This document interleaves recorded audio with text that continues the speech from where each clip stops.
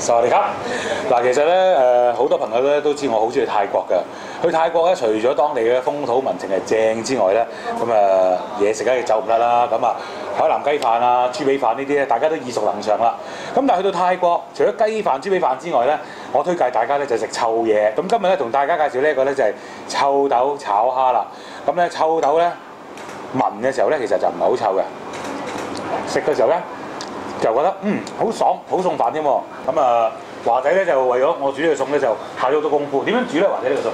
呢個煮就一定要揾個臭豆啦，同埋靚嘅蝦啦。係。咁呢個臭豆咧就好少人拎出嚟煮嘅，喺泰國就好地道嘅呢個臭豆。係。咁我哋就研發出嚟，就試下咁嚟煮嘅。咁就而家研發出嚟咧，就我話俾大家聽，一下呢個餸嘅時候咧，你要舉定嘅手啦，因為咧你準備刨翻幾碗飯。咁呢個餸咧相當之正。咁咧喺泰朝食飯咧，你順便可以學埋泰文，因為咧。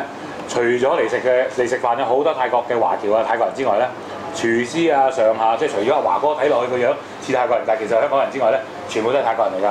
不過咧，當你食完呢個臭豆，跟住去廁所嘅時候咧，嗰陣味就勁啦。其實咧，佢咧纖維好多㗎，對食得多咧對身體有益添㗎。